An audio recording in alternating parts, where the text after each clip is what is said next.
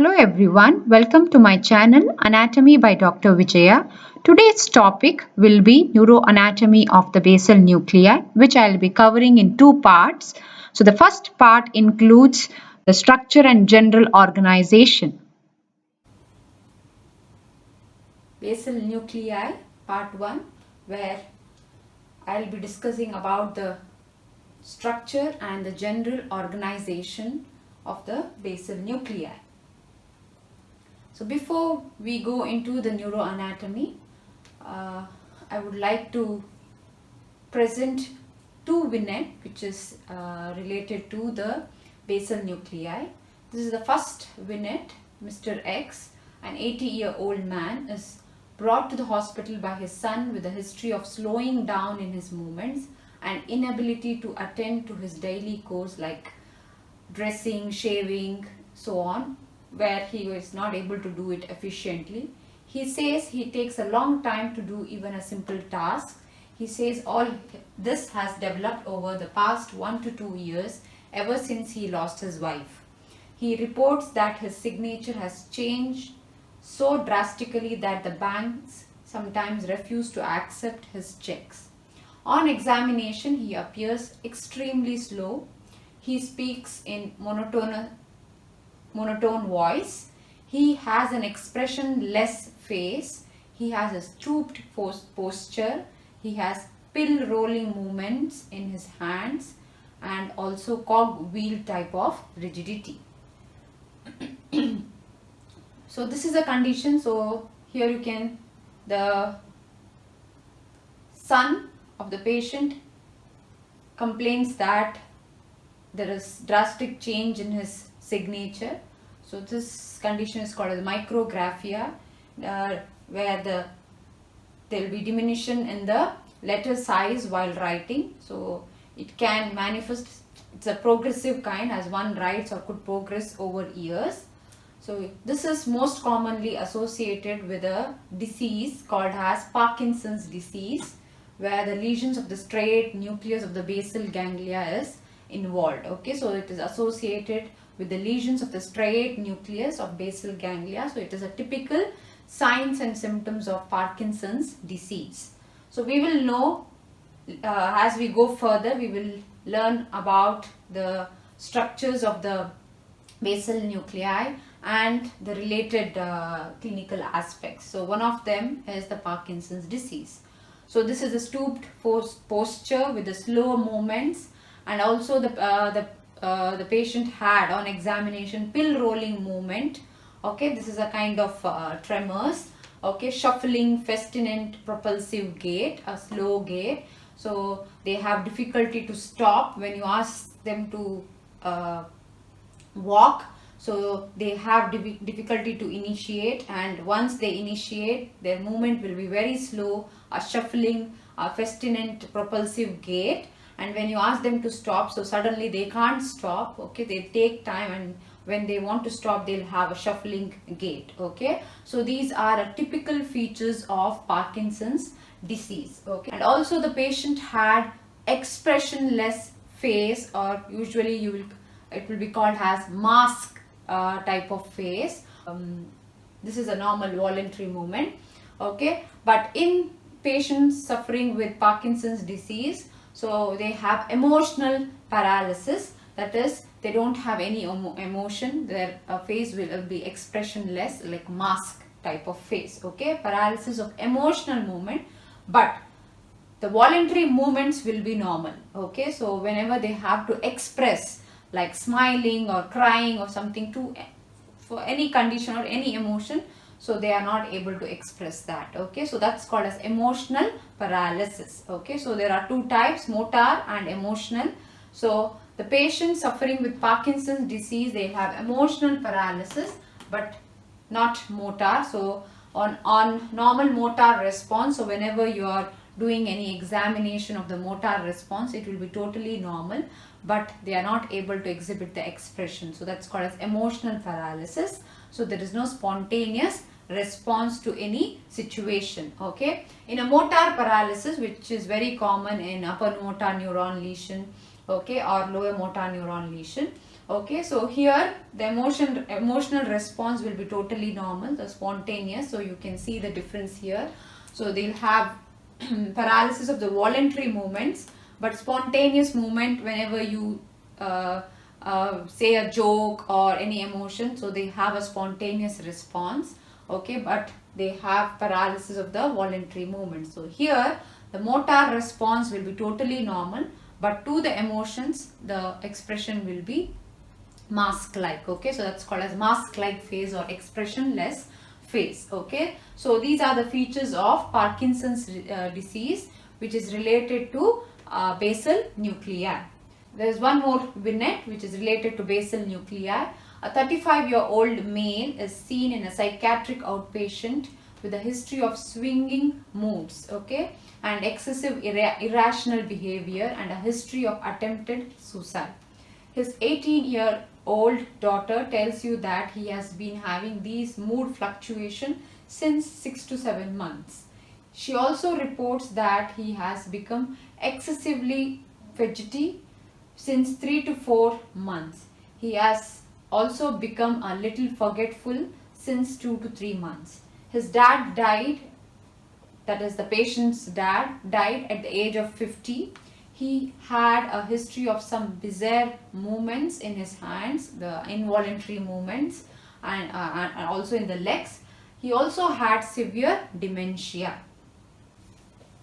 You observe that he is unable to sit in one place. He has constant grimacing in his face, so there will be constant involuntary movements in his face. Both his hands continuously show rapid piano-like movements. His gait is unsteady. His arms and forearms continuously show pseudo-purposive movements, involuntary movements. He shows early signs of dementia. Okay, so he's quite forgetful. Okay, the psychiatrist refers him to a neurologist. The neurologist orders for an MRI and genetic analysis for CAG repeats on him. Okay, the neurologist wonders whether his daughter's genetic profiling be done as well. So this is an autosomal dominant inherited disease, mainly involving nucleus of the basal ganglia or the basal nuclei. So the nucleus is caudate nucleus, which lies besides the lateral ventricle. So on MRI, you can see the degeneration of the caudate nucleus, so they get atrophied. So that's why there will be enlargement of the lateral ventricle, because caudate nucleus lies beside here. So due to the degeneration, so you could make out the ventricle has been enlarged, but that the main pathology is related to caudate nucleus, which gets degenerated, atrophied. So this autosomal dominant disease is mainly seen in a middle-aged person. So they'll have dementia, loss of memory. So they'll be decrease in the intellectual capacity. They'll have mental deterioration, grimacing, the twitching of the face, involuntary movements, and coriform movements. Okay, involuntary movements, jerky movements are seen in the limbs. So initially it will be in the distal area, later it can move on to the proximal aspect. Okay, and since it's an autosomal dominant, so it is inherited, so that's why the doctor is wonders that even the daughters, the kids have to undergo genetic profiling, because the defect is mainly seen. So this is a single gene defect seen in the chromosome 4. So that gene is present on the chromosome 4. So that due to the defect in the single gene which is present on the chromosome 4, which mainly codes for a protein called as Huntington. Okay, so the function is not exactly known. So that's why this disease is called as Huntington's disease. So they mainly, the codon is the CAG. So there will be multiple repeats of these CAG, which mainly codes for glutamine. So due to the multiplication of this, so this will have an effect on the caudate nucleus. So there will be a damage to the caudate nucleus, and the patient presents with following signs and symptoms. So let us know about the basal ganglia, the structure, what are the parts of the basal ganglia. So as you know, ganglia is a misnomer. Ganglia means group of cell bodies lying outside the central nervous system. So presently they use basal nuclei. The term is used as basal nuclei. But few textbook also they use the term basal ganglia. So let us know about the major components of the basal ganglia, their function and the organization. So basal ganglia or the basal nuclei are islands of grey matter embedded in the subcortical white matter of the cerebral hemisphere. So you know that cerebral hemisphere has a cortex, that is the outer grey matter, then inner white matter. Within the subcortical area of the white matter there are islands of grey matter. So one of them is basal nuclei. Okay? So there are different kinds or multiple ways of dividing the components of basal ganglia. So corpus striatum, which includes all the three, the caudate nucleus, putamen and globus pallidus. So corpus striatum, again it is subdivided into caudate nucleus separate and lentiform nucleus. Okay, so if you are asked what are the parts or the components of corpus striatum, includes caudate nucleus and lentiform nucleus. Under lentiform nucleus there is putamen and globus pallidus. Okay, there is other classification according to the based on the evolution. So neostriatum and paleostriatum. So neostriatum includes caudate and putamen. Paleostriatum includes globus pallidus, subthalamic nucleus and substantia nigra. Okay, that's the grey matter, that's the basal nuclei which is embedded within the white matter of the cerebral hemisphere. You mainly see corpus striatum. Okay, so that is the caudate, C-shaped, which is closely related to the lateral ventricle. So they lie beside the lateral ventricle. So they are C-shaped structure which has a head, body and the tail. Okay, and the tail is related to the nucleus called as amygdala. So this amygdala is related to the limbic system. So it is not functionally it is not related to basal nuclei. Functionally it is related to limbic system. So this is the one, but caudate nucleus is closely associated with that. So this is the caudate nucleus, C-shaped structure.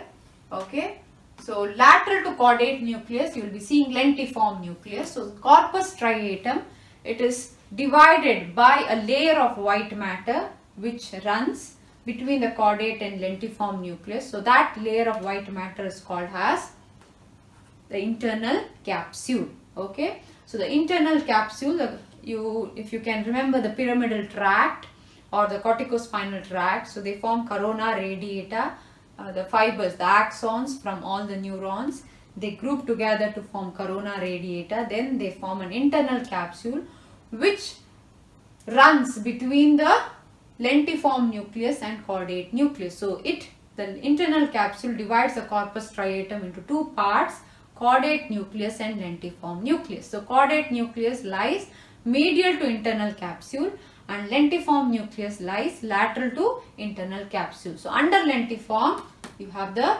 putamen and globus pallidus. So this is the lentiform nucleus. So these lines what you are seeing here, so this is the axon fibers, that is which are in the internal capsule. Okay, so C-shaped structure is the caudate and the wedge shaped structure. Okay, it looks like a lens, a wedge shaped structure. So this is lentiform nucleus. So caudate and lentiform combined, they are called as corpus striatum. They are separated by layer of white matter, that's the internal capsule. So under lentiform nucleus there are two structure, putamen and globus pallidus. So if you see subthalamic nucleus, it is present below the thalamus. So this is showing the transverse section.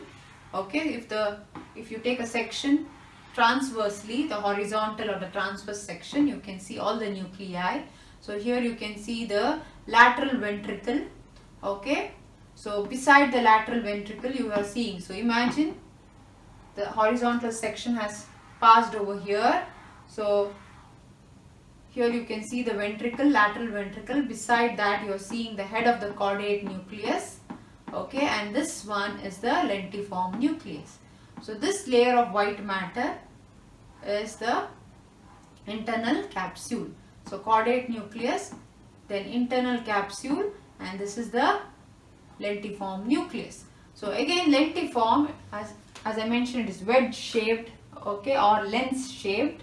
So medially it is narrower, so that part forms the globus pallidus, and lateral part is broader, so that is called as the putamen. So you can see darker area is the putamen, lighter one is the globus pallidus, and medial to that you will be seeing one more gray matter, that's the thalamus.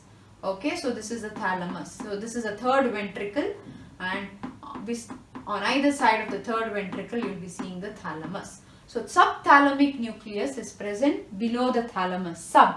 So the name only tells. So this subthalamus is a part of diencephalon. So that has also connection, though it is not very much closer to the basal nuclei, but there are connections passing between this, and they form a part of the functional component of the basal nuclei. So subthalamic nucleus is also included. Then in the midbrain you will be seeing a layer of grey matter. So if you can go back to my video on the neuroanatomy of the brainstem, so there I have shown the sections of the midbrain. So there you can see substantia nigra. So though this is not closely present with the basal nuclei, they are away from the basal nuclei, but functionally these two structures are related, so that's why they are called the components of the basal nuclei. Okay, subthalamic and substantia nigra. So the green one here, that's the internal capsule. So medial to internal capsule is caudate nucleus, lateral is the lentiform nucleus. So if you concentrate here, the green one is the internal capsule, this is the lentiform nucleus. Then there is a thin sheet of grey matter, so that's the claustrum. Okay, so claustrum is separated from the lentiform nucleus, that is mainly the putamen, by a thin layer of white matter called as external capsule. And as you go beyond the claustrum, okay, you will see the extreme, that is the lateral to the claustrum. So you will be seeing the white matter layer of the insula. Insula is one of the lobe of the cerebral cortex. Okay, so this is the insula. So you will be seeing lateral to claustrum, you will be seeing the white matter of the insula. So these are the structure you see on the transverse section exactly at the midline, which passes exactly at the third ventricle. So any tumors of the insula, such as glioblastoma multiforme, so it can easily invade the basal nuclei, because basal nuclei is closely associated with the insula. So any tumors over there can invade the basal nuclei and can damage the basal nuclei. So the caudate nucleus is closely related to the floors and roof of the lateral ventricle. So as I mentioned, it is C-shaped. Okay, so the head is related to the frontal lobe, the lateral ventricle present in the frontal lobe. Body is mainly related to the ventricle, which is within the parietal lobe, and the tail is mainly related to the inferior horn, which is present in the temporal lobe. Okay, so it is closely related to the floors and roof of the lateral ventricle. So if we go further in depth of these nuclei, which are the components of the basal ganglia.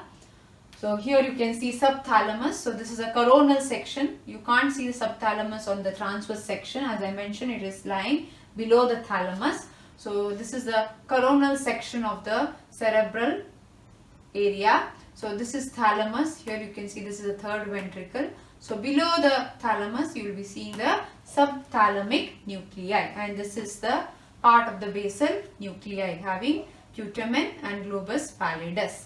So substantia nigra is seen in the midbrain.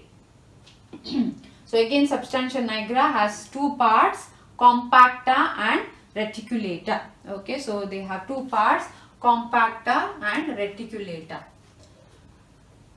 Globus pallidus it is again subdivided into two parts, the internal part and the external part, globus pallidus interna and globus pallidus externa. Okay, so the purple color represents the globus pallidus here. So globus pallidus interna and globus pallidus externa. So this forms the components of basal ganglia. So caudate nucleus has a head located in the frontal lobe, body in the parietal cortex and tail in the temporal lobe. So it's a C-shaped structure. So all these striations, what you are seeing is nothing but the axon fibers which are running, which is a part of the internal capsule. So it is separating the caudate nucleus from the lentiform nucleus. So this one represents the lateral ventricle. So the horns of the lateral ventricle, anterior horn, this is the body, this is the posterior horn and inferior horn. So there, lateral to that, closely the caudate nucleus is related. So if you can see here, the caudate, since it is mainly present within the lobes of the cerebral hemispheres, so the caudate nucleus has extensive inputs. So they receive inputs mainly from the frontal, parietal and the temporal lobes, and they are mainly connected to the association cortices and amygdala. Okay, so association in the cerebral cortex, there are different areas: primary motor area, then supplementary areas, then association areas, then even primary sensory and association areas. Okay, so these association areas where there will be storage of the memories. Okay, so whatever the actions or whatever the impulses, they are stored over there for the further quick execution of functions. Okay, so mainly the caudate nucleus receives the inputs from these areas, mainly from the association cortex and also from the amygdala, and amygdala is related to the limbic system where it is mainly related to the Papez circuit, the memory circuit.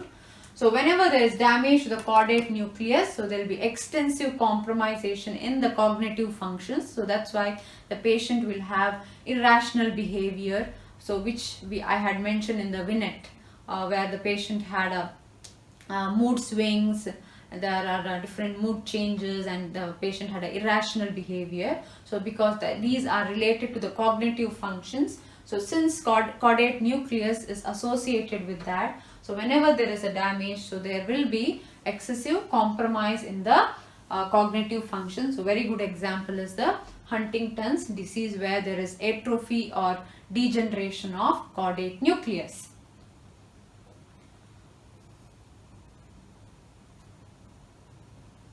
So those striations are mainly caused by the penetrating axons of the internal capsule.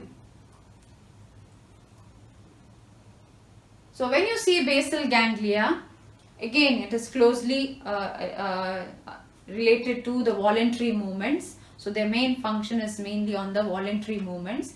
So just like cerebellum, so basal nucleus doesn't have a direct connection to the lower motor neurons present in the spinal cord.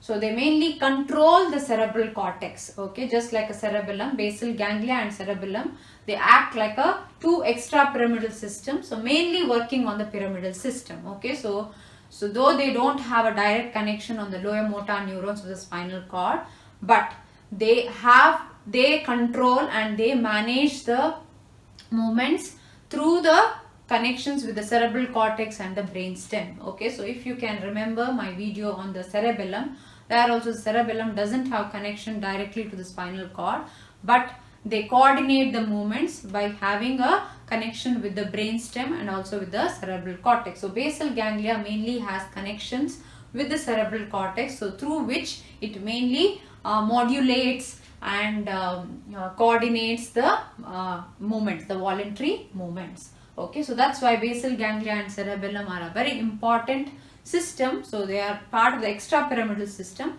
but they mainly work on the pyramidal tract, that is the corticospinal tract. So if we move on to the organization, so how the connections and how the functions takes place. So I had mentioned there is one more ways of dividing the components of the basal nuclei, that is neostriatum and paleostriatum. So neostriatum includes caudate and putamen. So this two nuclei mainly receives the input from the different parts of the cerebral cortex. Okay, so this is a receiving station or the input center of the basal ganglia. So they mainly receive from the cerebral cortex. So that pathway is called as corticostriate pathway. They also receive information from the substantia nigra compacta, mainly from substantia nigra compacta, the green one over here. So that's called as nigrostriate pathway. They also receive information from the thalamus, that's called as thalamostriate fiber. So these two components of basal nuclei, caudate and putamen, their main function is to receive the input. Okay, so mainly from the cerebral cortex, substantia nigra compacta and thalamus. So here is a diagram showing the connections of the neostriatum. So once it receives the information from these three areas, that is cerebral cortex, substantia nigra compacta and thalamus, the neostriatum has internal connections with the other components of the basal ganglia, that is mainly with the globus pallidus. So there are two types of pathways. So how they are connected with the internal connections. So they have two pathways, direct pathway and the indirect pathway. So let us know how the direct pathway works. So here you can see, so don't worry about these signs plus minus, so that I'll be discussing later. So mainly concentrate on the connections. So here you can see the cerebral cortex. So they send fibers to the neostriatum. Okay, so the neurons carry the stimuli, carry the impulse, and it goes to the neostriatum, which includes caudate and putamen. From caudate and putamen, the information goes to the globus pallidus, mainly to the internal segment, okay, the medial one. Okay, M represents the internal segment. Okay, and from there the globus pallidus sends fibers to the thalamus accordingly, whatever information it receives, whether it is excitatory or inhibitory, depending upon that the information goes to the thalamus, and from thalamus later it goes to the cortex. So this is a direct pathway where cortex is sending the fibers to the neostriatum, that is caudate and putamen. From there it goes to the globus pallidus internal segment, and from the globus pallidus it goes to thalamus, and then from thalamus to cortex. Okay, so this is a direct pathway. And also neostriatum also receives fibers from substantia nigra, that is from the compacta. There is other pathway, that is the indirect pathway, where again the influence on the cerebral cortex changes here. So cortex sends fibers to neostriatum, that is caudate and putamen. From neostriatum, the connection goes to the globus pallidus outer segment, the lateral part. Okay, L represents the outer segment or the external segment or the lateral part. From the lateral part of globus pallidus, the information goes to subthalamus. From the subthalamus, they send fibers to globus pallidus internal segment. Then from there it goes to thalamus. Then from thalamus it goes to cortex. Okay, so this is the indirect pathway. Okay, where both the segments of the globus pallidus are involved, internal and external. But in direct pathway, only the internal segment of the globus pallidus will be functioning. Okay, so these are the two pathway, direct and indirect pathway. Mainly direct pathway helps in initiating the movements. Okay, so any voluntary movements has to be done. So as I mentioned, any voluntary movements, when it comes from the motor area, primary motor area of the cerebral cortex, that is through corticospinal. So it is not it is a gross movement, but this movement is made smoother, finer, and it is well coordinated according to the information which is coming from the cerebellum and basal ganglia. So mainly cerebellum and basal ganglia makes the movements more finer, smoother and coordinated. Okay, so this direct pathway mainly helps in initiating the movement. Okay, But indirect pathway mainly it inhibits the unwanted movements. Okay, as I've explained in my video on the cerebellum. So if any movement, voluntary movement has to be executed, a certain group of muscle has to be contracted. Those are the agonist muscles, and then there should be a relaxation of the antagonist muscles. So this is mainly coordinated by the information coming from the cerebellum and the basal nuclei. Okay, so if it is not coordinated, that can lead to some involuntary movements or unwanted movements. Okay, so this indirect pathway mainly inhibits all these involuntary movements, and direct pathway mainly helps in initiating the movement. So they are excitatory and they help in initiating the movements, but indirect pathway inhibits or stops the involuntary movements or the unwanted movements. Okay, so this is how the internal connections of the basal ganglia works. Okay, it functions through direct and indirect pathway. So there are different neurotransmitters which mainly controls all this. So some of the neurons, they have excitatory neurotransmitter. Some neurons, they release inhibiting neurotransmitters. So it is either glutamate, or it can be GABA, that is gamma aminobutyric acid, or it might be dopamine. Okay, so depending upon the neurotransmitters the released, so the cortex will be the information which goes back to the cortex, the information will be modulated. Okay, so there is, as I mentioned in my video on the cerebellum, so definitely there should be balance between excitation and inhibition. So even in the basal nuclei, there should be a balance between excitation and inhibition, which is through these pathway, direct and indirect pathway. So here you can see the internal connections. So this is neostriatum, that is mainly the putamen. The caudate is also included here. Okay, this is globus pallidus, the medial segment and the lateral segment, also called as internal and external segment. This is substantia nigra, having compacta and reticulata. So here you can see how the connection between the basal ganglia and substantia nigra. So the pars compacta mainly sends fibers to the neostriatum. As you know, neostriatum is an input receiving station. So they mainly receive input from thalamus, cerebral cortex, and also from the substantia nigra compacta. Okay, so they have the neurotransmitter, that is dopamine. Even neostriatum also sends fibers. So they are mainly receiving station, but they also send fibers to the pars reticulata of the substantia nigra, which is inhibitory. The neurons mainly release inhibitory neurotransmitter, that is GABA. Okay, so which has a connection to the thalamus. Okay, so it has connection to the superior colliculus of the midbrain and also to the thalamus.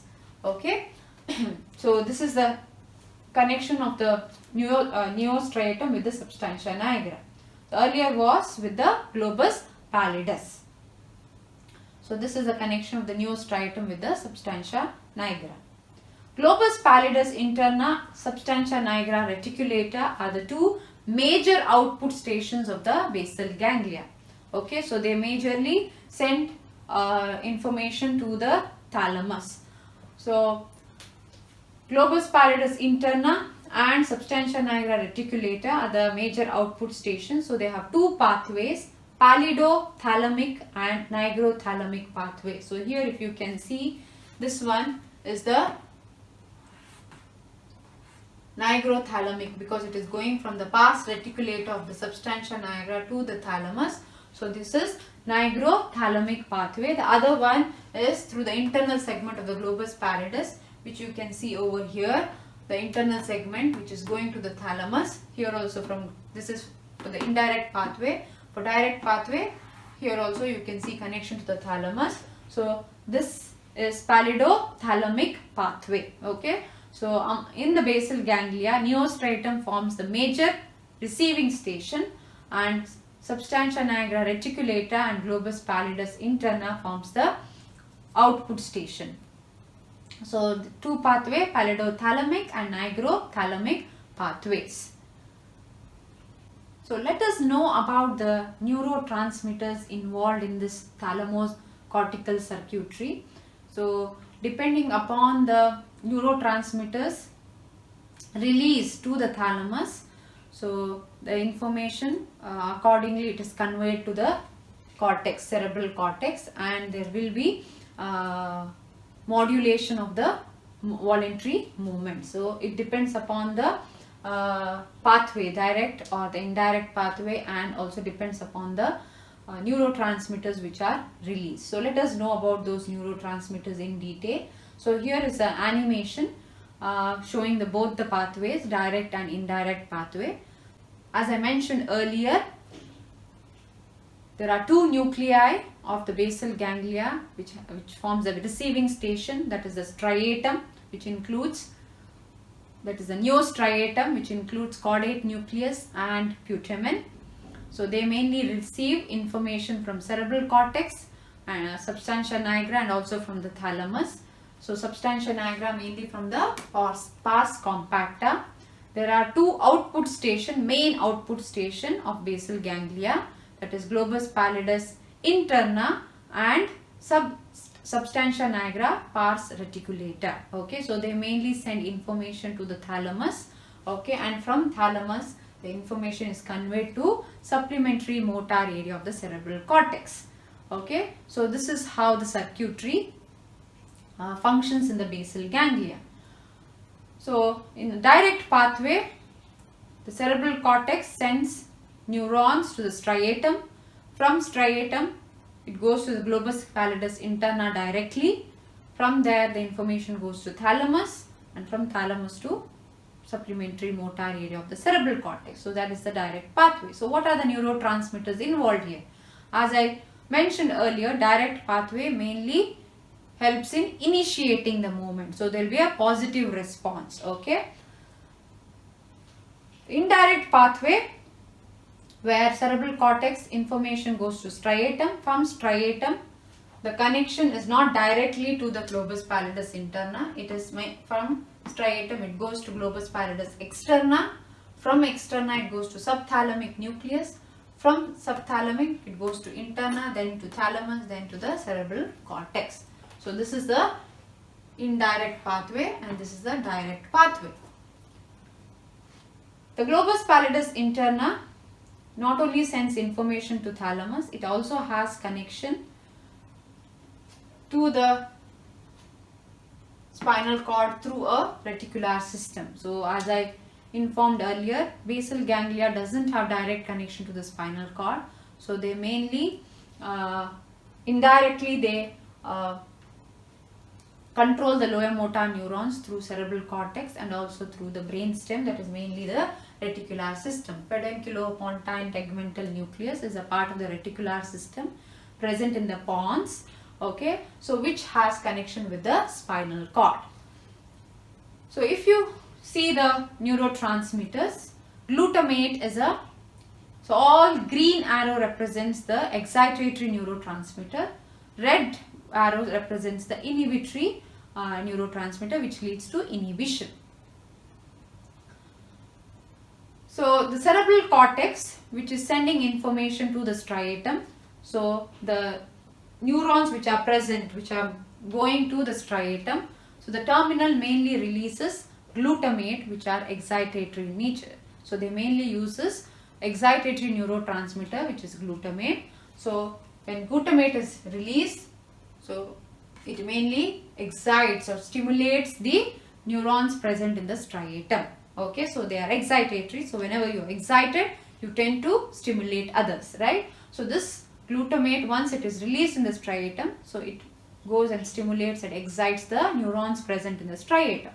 So once the neurons in the striatum are excited, so they release, so they have indirect pathway, they have connection with the globus pallidus interna. So first I am talking about direct pathway.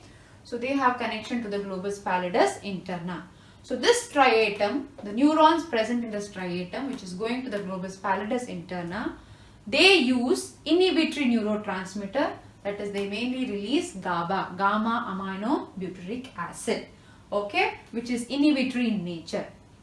And the neurons which are present here in the interna Okay, so they are inhibited. So whenever an inhibitory neuron inhibits another inhibitory neuron, this leads to disinhibition. That means there is excitation. So please, I will be repeating again. Whenever, so this is having inhibitory neuron. Why? Because it uses GABA, which is an inhibitory neurotransmitter. So whenever an inhibitory neuron inhibits another neuron which is also inhibitory. So globus pallidus interna also has neuron which uses inhibitory neurotransmitter, which is GABA, right? So whenever an inhibitory neuron from here inhibits another inhibitory neuron, okay, so minus will lead to plus. So that leads to disinhibition. That means there will be excitation. Okay, so the neuron which is coming from striatum, since they are excited by the glutamate which is coming from cerebral cortex, so they release GABA to the interna, and globus pallidus interna is having neurons which uses again inhibitory. So they are inhibited here. Okay, so this GABA inhibits, so don't get confused here thinking that the GABA is released. Okay, so the GABA is not released because this GABA inhibits this neuron. So it inhibits the neuron present in the pallidus interna, so that there is no release of GABA to the thalamus.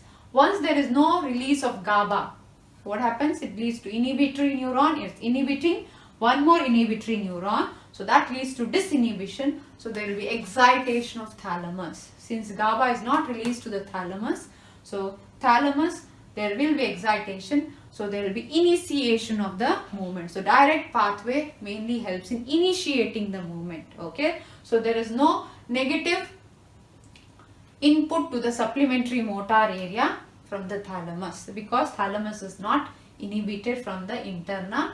So there will be excitation that helps in initiation of the movement. Now coming to the indirect pathway. So as I mentioned earlier, indirect pathway inhibits the movements, that is mainly involuntary movements or unwanted movements. So how? So again, cerebral cortex is releasing glutamate, which is excitatory neurotransmitter, which excites the neurons present in the striatum, and this neurons release GABA. Since they are excited, so they release GABA to the globus pallidus externa. Again, globus pallidus externa is having inhibitory neuron because they use GABA. So inhibitory, so this inhibitory neuron is inhibiting another inhibitory neuron. So there will be disinhibition. So there will be excitation of subthalamic nucleus. Okay, so there is no inhibition. There is no one to control subthalamic nucleus. Okay, because the GABA which is released to the globus pallidus externa inhibits the neurons here. So there won't be any release of GABA to the subthalamic nucleus. Okay, since an inhibitory neuron is inhibiting another inhibitory neuron here, so there is no release of GABA. Okay, so there will be disinhibition, so thus leading to excitation. So there is no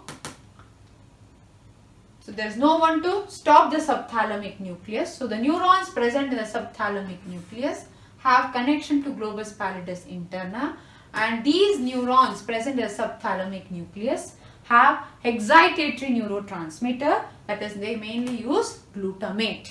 Okay, so once these glutamate are released, okay, since they are not inhibited by the externa, so subthalamic nucleus will release glutamate which goes to the globus pallidus interna, and the glutamate is excitatory. So what happens? This is stimulating the neurons present in the interna.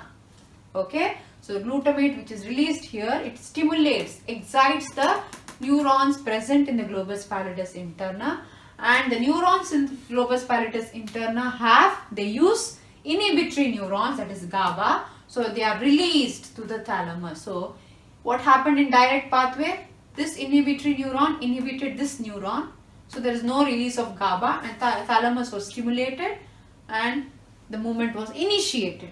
But here what happened? The glutamate which is released by the neurons present in the subthalamic nucleus excites the pallidus interna. So since it is excited here, so it will release GABA which goes to thalamus. So GABA is inhibitory, so it is stopping the thalamus. So the information nothing is going, so there will be inhibition. Okay, so the thalamus is inhibited, so that's why there will be inhibition of unwanted or involuntary movements here. Okay, so this is how the thalamocortical circuitry runs, functions according to the information coming from the basal ganglia. So it also has connection, as I mentioned, to the globus pallidus, that is the reticular system, which is again inhibitory in nature. Okay, and substantia nigra pars compacta. Okay, they also send information to striatum. So please remember that here the neurotransmitter is dopamine, and this dopamine mainly helps direct pathway. It mainly excites, it mainly supports direct pathway, and it inhibits indirect pathway. Okay, so there are two receptors present here, D1 and D2. Okay, there are two receptors in the striatum. Okay, depending upon the receptors, the D1 receptor mainly supports the direct pathway, it excites the direct pathway, and D2, the dopamine which are binding to the D2 receptors, they inhibit the indirect pathway. So okay, so that's why the dopamine depends upon the receptors. Okay, so whether it is D1 or D2. So here you can see dopamine of nigrostriatal pathway has a dual excitatory influence. So dopamine favors the direct pathway, that is the excitatory pathway, and that is through D1 receptors. Okay, so striatum has two receptors. D1 receptors excites or facilitates direct pathway, and there is D2 receptors. So via this D2 receptors, there will be inhibition of indirect pathway. So there will be a dual influence on the excitatory pathway, that is direct pathway. So there are two types of effect: hypokinetic effect, that is the movement will be very slow whenever the direct pathway is compromised. So what happens? Direct pathway mainly helps in initiating the movements. So since if direct pathway is compromised, this is mainly seen in Parkinson's disease. So this is an hypokinetic effect. So this the main reason can be due to deficiency in the dopamine or any receptors over here. Okay, so the patient will have hypokinetic effect, that is they have very slow initiating movements. Okay, and even when they initiate, the movements will be very not a brisk or a quick. Okay, so it will be very slow. So the direct pathway is compromised, which can be seen in Parkinson's disease. There is one more effect, hyperkinetic effect, where indirect pathway is compromised. Okay, so mainly the caudate nucleus is involved. So what happens? There is no the indirect pathway mainly helps in inhibiting the movements. Okay, so mainly it has control over the involuntary movements. So since these indirect pathway is compromised here, so there will be hyperkinetic effect, and the patient will have excessive involuntary movement. So if you can remember the second vignette, the patient had coriform type of movements in the limbs, that is pseudo-purposive movements, then they have grimacing, twitching in the face. Okay, so all these are hyperkinetic effect due to the compromise in the indirect pathway. Okay, so these are the two effects. One is seen in Parkinson's disease, the other one is in Huntington's disease. So that completes the first part of the basal ganglia. So these are my references. Thank you for watching.